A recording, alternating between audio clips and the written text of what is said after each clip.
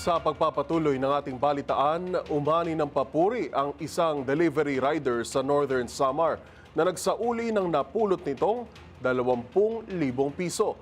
Ang detalye sa good news na yan at ang iba pang mga rumarapidong balita mula sa probinsya, hatid ng iba't ibang istasyon sa ilalim ng MBC Media Group.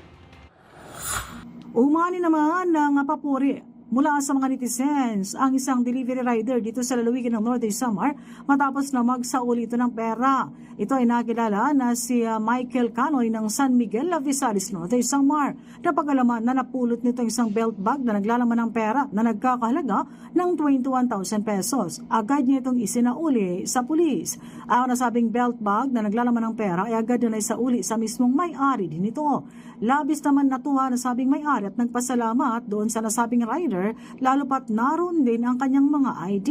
Nais bigyan din ng otoridad ang kahalagahan ng pagiging honest at mapagkakatiwalaan sa pamamagitan ng pagsasauli sa mga napupulot na mga bagay na hindi naman pag-aari. Mula sa MBC Network News, Arts 34 Jane Galit Pantayan, una sa Pilipinas, una sa Pilipino. Habang papalapit ang Kapaskuhan, lalo pang pinapaigting ng Bureau of Fire Protection of BFP Dagupan City ang kanilang Fire Safety Initiative ngayong holiday season upang maiwasan ang sunog. Sinabi ni Senior Fire Officer Tri Clemente Amante Batalaw, Deputy City Fire Marshal ng BFP Dagupan, na naka-heightened alert na sila at iniikot na nila ang 31 mga barangay sa syudad upang paalalahanan na iwasan ang paggamit ng mga paputok na pinagbabawal para iwas na rin sa disgrasya. Tinayak ang kanilang proactive measures kasama na ang pinaigting na paghahanda, koordinasyon at awareness campaign na nakatuon sa pagsisiguro sa buhay at ari-arian ngayong panahon ng holiday season. Dagdag pa ni Batala nung mahigpit nila isinasagawa ang mga ito sa pamamagitan ng Uplan Paalaala, isang door-to-door initiative upang maturuan ang mamamayan hinggil sa fire safety practice, at Uplan Ligtas Pamayanan, programang nakatutok sa barangay level fire safety training at paglikha ng auxiliary response group upang maturuan ang komunidad ng first responders.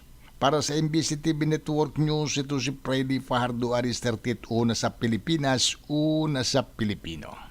Balita mula sa Davao City. Nahulog sa kamay ng mga otoridad ang most wanted person top 1 city level matapos ipinatupad ang warrant of arrest sa pinagsalim na pwersa ng kapulisan na pinangunahan ng Turil Police Station dakong alas 11:25 ng tanghali sa General Lao Street, Barangay Turil, Poblacion, Turil District, Davao City. Ang naresto ay nakilalang si Ralph Christian Perez, 26 anyos, walang trabaho at nakatira sa Teca Home Subdivision, Barangay Bulig, Turil District, Davao City. Ang warrant of arrest ay inisyu ni Honorable Mario Duabis, Presiding Judge, RTC Branch 15, Davao City, 11th Judicial Region, na may 5 counts sa kasong qualified thief at may piyansang 24,000 ang nirekomenda ng korte.